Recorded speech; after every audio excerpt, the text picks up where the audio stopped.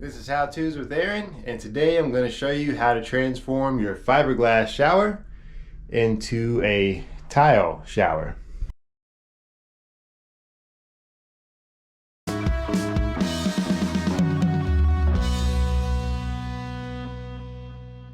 Alright, so here's my shower, probably something similar to what you may have. And first things first, I'm going to have to demo this thing. And it has these tabs that are screwed to some studs all around the edges, about an inch or so off from the side. So if you kind of cut that around, that can help you get it out. And a sawzall can help to cut it in some pieces to get it out of the house as well and through the doors. And what I like to do is take a level and go ahead and mark out where my tile is going to go and get a nice clean cut in the sheetrock made so that it helps me get it prepped for tile later. I'm going to measure off the wall here and kind of pick a measurement that's going to work out good for the subway tiles that I'm going to lay. Now that I've got a mark, I can take my level and get a nice plumb line, and I'll be laying my tile all the way to the ceiling, and I'm going to take a hammer and get all of this out of here and cut out. This multi-tool is a great one to get this line cut.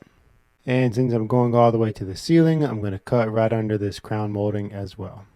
Now my measurement would go just a little bit short of this door jamb. So I'm just going to run it all the way to the door jamb anyway. And that's just going to give me a nice clean look at the end.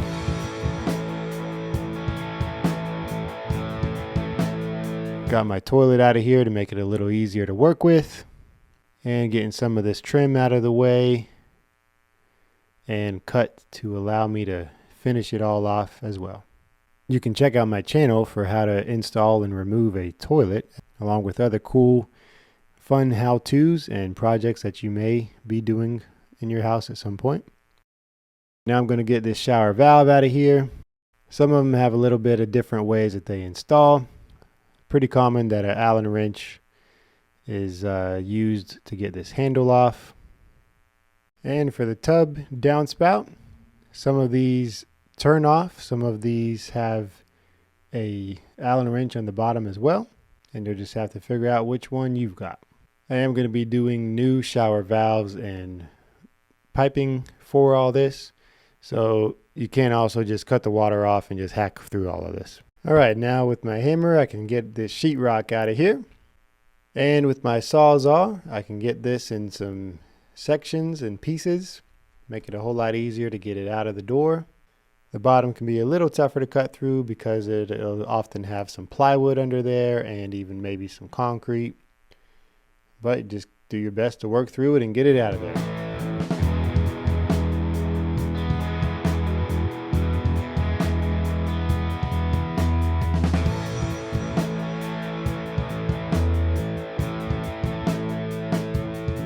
Okay, here's the shower valve that I'm going to install. I've got these brass fittings with PEX ends on them. Got some tape around here and got them wrenched on nice and tight. On the bottom, this is going to be where I need a copper line to go down for the tub downspout. I have learned by experience that if you use PEX on the bottom going down to the tub spout, that when you turn the water on too strong, it'll come out of the shower head as well, because the PEX is a little smaller on the inside than the copper is. So you want to use copper going down, and you want it to be right about only 8 inches down from the valve. And that's also that it'll operate right when you're trying to only have it out of the tub or out of the shower. So I've got these copper fittings to put on here so that I can do the soldering for my copper pieces. And it's going to fit on just like that. And to solder it, I've got everything sanded with some sandpaper on the inside and out. I've got some flux that I put on the pipes, and I am now getting this nice and super heated up really well so that I can take the soldering wire and get it right in the corner to allow the flux to help it get sucked into the joint really well. Link in the description below of a YouTube video that I watched that helped me learn how to solder. That has some great detail on the whole process. And there we go. Got this all installed and ready. And I've got this elbow piece in and my out downspout coming out here, ready for my tub spout later. Got it all sitting at the right height, only 8 inches from the top to the bottom here.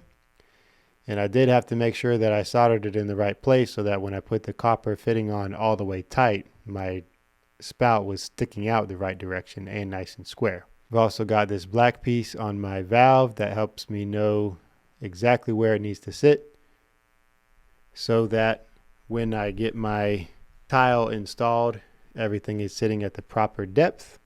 And generally, if you put a 2x4 all the way on the back there, it'll set you right. Now these pipes, this house was built in 1983 and it has this polybutane. So I've got this shark bite adapter here that has a polybutane fitting on one side and a PEX fitting on the other. And this is a push to connect piece. If you try to use PEX fittings on the polybutane, it will leak. So let's just get this pushed on here and it'll be ready for some PEX and we'll get everything connected in the plumbing. All right, so now I've got some PEX pipes that I can now run from my polybutane adapter fitting up into my valve. So got these elbow PEX fittings, and to attach these you're going to need these crimp rings and the crimper tool. You could use all push to connect pieces if you don't want to buy this crimper tool, but if you're going to do this from time to time, it's worth getting the crimping tools. I've also got this nice cutter right here.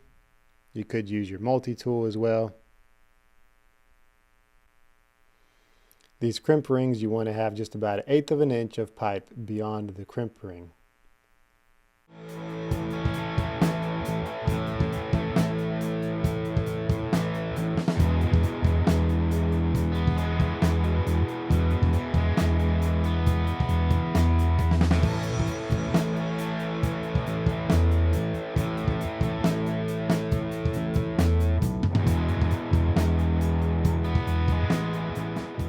Got my hot and my cold lines ran to it.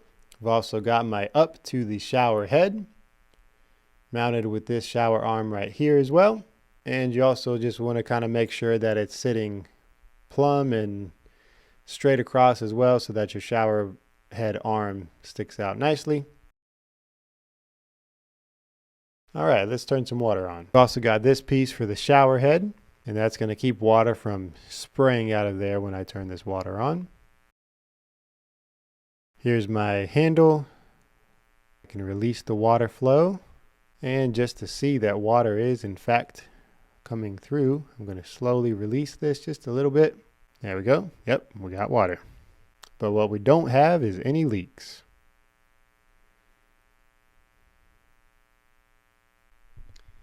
Now I'm going to start getting things laid out so I can do my shampoo niche.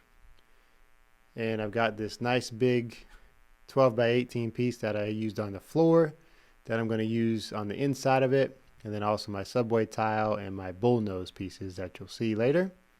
So now I'm just going to take this multi-tool and get these studs cut off so I can get my framing framed out. This is just the interior wall, so it's not load bearing. I'm confident of that. Got some screws behind the stud holding it in. And oh, there it goes. You can also take that multi-tool and cut those screws if you need to.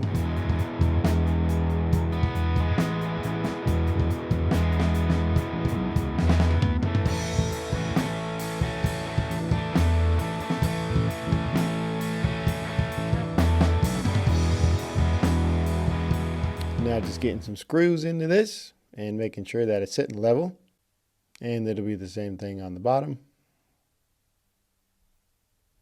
All right, so now time to get my tub installed.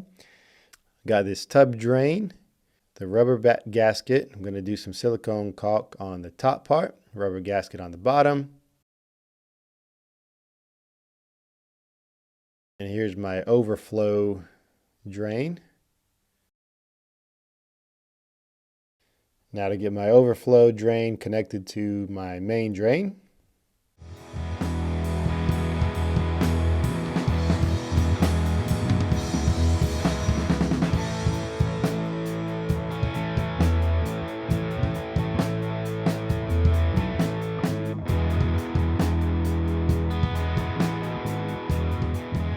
All right, and now I've also got my main drain connected down to this pipe over here where it's going to connect into the actual drain that's in the floor. All right, a little bit of a interesting puzzle to get this thing in here, but with some good finagling, anything is possible. I've got some straps holding it up in the air so that I can get some mortar underneath it. This is just some Type S brick mortar. Gonna get it spread out real nice and even all over down in here. Now it said that there was an option to not do this. When I put the tub down and stood in it, I was hearing a lot of cracking. So I'm definitely gonna go this route. And again, this is Type S brick mortar, different than concrete, so that this doesn't have any rocks in it. And it'll be a little softer and help it not crack as bad over time. Now just to get this tub leveled out, make sure it's all sitting good and nice and supported. And then I can screw the little flange to the studs. It's got these metal clips that it came with to help secure it to the studs as well. Now I can hardy rock. Time to get this hardy board onto the studs. Notching out my shampoo niche, and I've got this grinder, and I'm just going to go ahead and use my tile blade on it.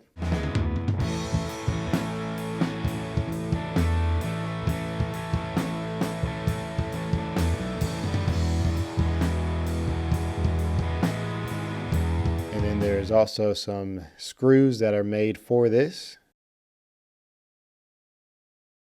Inside of my shampoo niche, I like to use a 1/4-inch piece and glue it to the sheetrock behind the wall. Here's the mortar that I'm going to use to lay the tile. Some thin set, just mixing the thin set up with some water. Now my tile that I've got, I'm going to do on a half bond. You could do a 3/4 bond, but I'm going to go half. I've got my wet tile saw here for making all of my cuts. And let's go ahead and get some halves so I can get this going. I've got a notch trowel so that I can spread my thin set all over the wall, going beyond what one tile will cover so that all of my mortar is nice and even.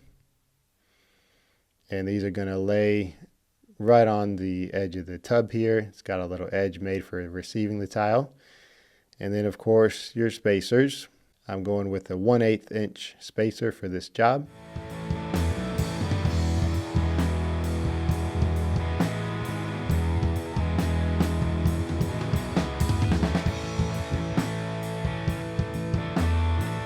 All right, I'm up here by the shampoo box now. I'm gonna go ahead and get my tiles laid on the inside of it. Now I've got these bullnose pieces that are gonna help me build a little bit of a frame around it. And I'm also gonna do a miter on the corners. So I'll just use my framing square to get a 45-degree edge marked on it and cut it with a saw.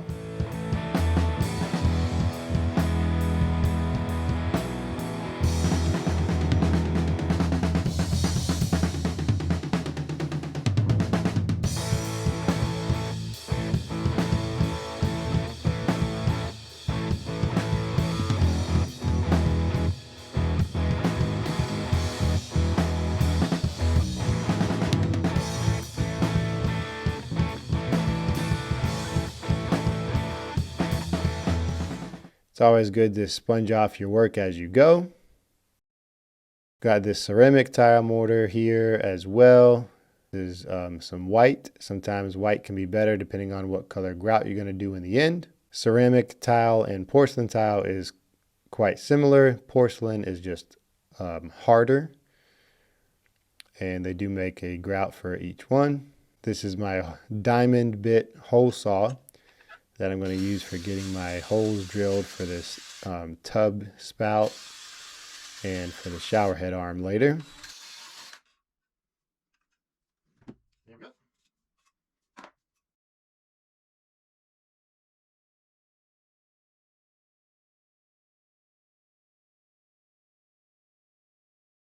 And just got to do some notching around this shower valve. Once you get it marked out, you can take the saw and make a whole bunch of cuts into it.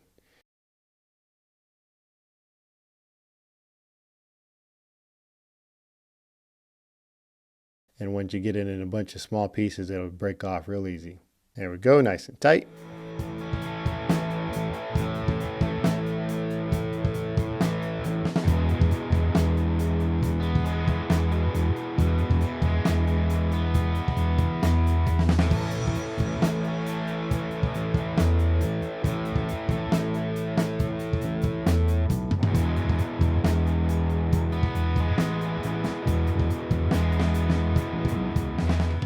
And I'm going to do this little square centerpiece here, set up on a diamond angle, just to add a little bit more character to the wall.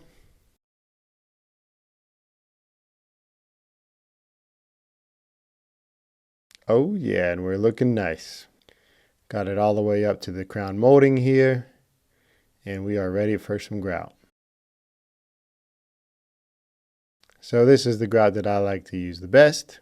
It's the orange. It's a sandless grout substitute. Goes in really smooth and easy. Cleans off good. Lasts long. I like it.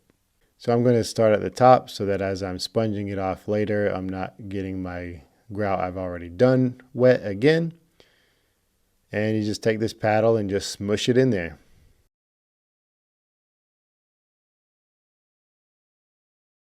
You want to kind of make sure you don't go too far before switching to sponging because it will dry on you and get hard to work with. I also like to get some in the corners here, and I just use my finger almost like I'm caulking and just get it smushed in that corner real nice.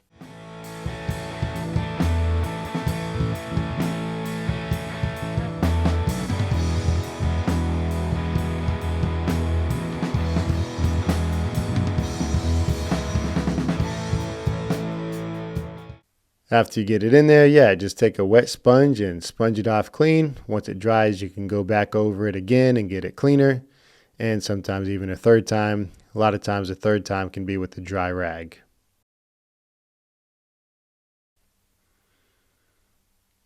Okay, time to get my tub spout on here.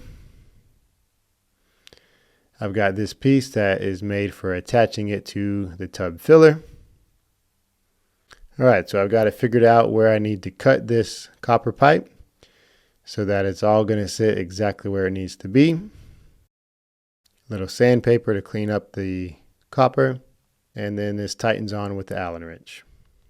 I'm going to put a little silicone around it to make sure no water gets back behind the wall at any point. And a little bit of thread tape.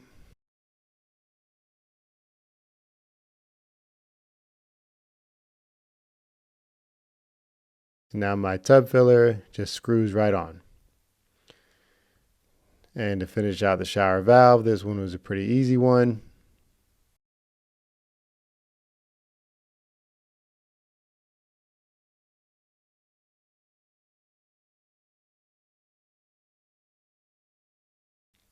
And for my shower head arm, also going to put some thread tape on. Making sure that I go the right direction so that as I screw it on, it's in essence screwing the tape on tighter instead of making it want to come off when I screw it on. And it's good to put this little cover on from the back end instead of the front end. A little faster and easier. Okay, so I'm under the house now. And I got to get my plumbing connected to my tub drain here. And it's not too far off from where it was before, but a little bit. So I'm going to have to cut the pipe a little bit further back to get it repositioned where it needs to be to get this drain hooked up. You can see this loop at the bottom there. That's a P-trap. You want to make sure that you have one of those so that it'll be full of water and prevent smells from the septic system from coming up. I like to go back over my corners with some clear silicone. They do have some caulk that is a grout type of caulk that is made for color matching. And a lot of times I'll put that on, let it dry, and then go back over that with this clear silicone because that other grout caulk tends to fail rather quickly. Wiping off some of the last bit of the grout dust. Now on the edges here, this is another option. You can use these metal edges. For me, on this one, I chose to just have it kind of meet the sheetrock. And I'm going to have a different trim piece that goes on later. A lot of times you can just use some sheetrock mud and kind of work that into a covered flat surface. All right, so got a lot of the mudding done along with some other mudding that needed to be done for the bathroom just in general. I've got this paintable white silicone caulk. This stuff is great because it's waterproof, but it's still paintable. So I really like it. And I'm going to get some caulking around this tub here, where the tile meets the tub and where the tile meets this trim piece. All right, I've got some paint on the walls now. And my quarter round is installed. Also put some caulk around that. Toilet's back installed. And I'm going to put this, I took a 2x4 and just ran it down my table saw into a 1/4 inch strip. And I'm just going to nail that over this edge here. And it's going to give it a little bit more decorative kind of a look. So just another option for how to make your edge look good. And there we go. Put a little sheetrock mud at the top where it meets the crown molding. Got it all cleaned up. And this video now is actually 10 months later. We've been enjoying this shower a lot. And it all has worked out good and haven't had any problems. So hopefully this video helps with your project and gives you some confidence that you can do yours and have it work out great for you too. And don't forget to check out my channel for other great videos about how to do other cool stuff for your home and other projects. And be blessed.